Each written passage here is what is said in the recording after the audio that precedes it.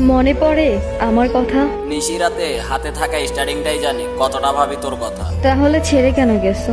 আমার আড়ালে তোমার লাইফে অন্য কেউ প্রবেশ করেছে, তাই চলে যেতে বাধ্য হয়েছি। ও, পারলে না যুদ্ধ করে থাকতে?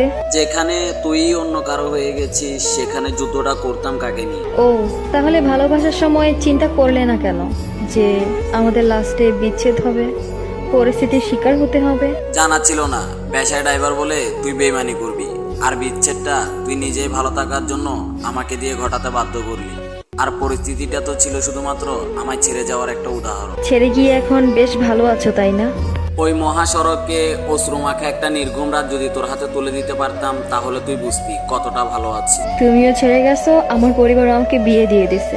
পরিবার নয়, তুই প্রতিষ্ঠিত ছেলে বিয়ে করবি, তাই তোকে ছেড়ে যাওয়ার রাস্তাটা তো তুই নিজেই তৈরি করে দিলি। এখনো অনেক ভালোবাসি, তবে এখন আর অধিকার নেই ভালোবাসি বলাটার। যদি সত্যিই ভালোবাসতি তাহলে অন্যের বুকে মাথাটা রাখতে পারতি না। ভালোবাসি কথাটা মিথ্যে, আর অধিকারের কথা বলতেছিস, পুরা জীবনটাই তো তোর হাতে তুলে দিয়েছিলাম। তুমি ভালো থেকো।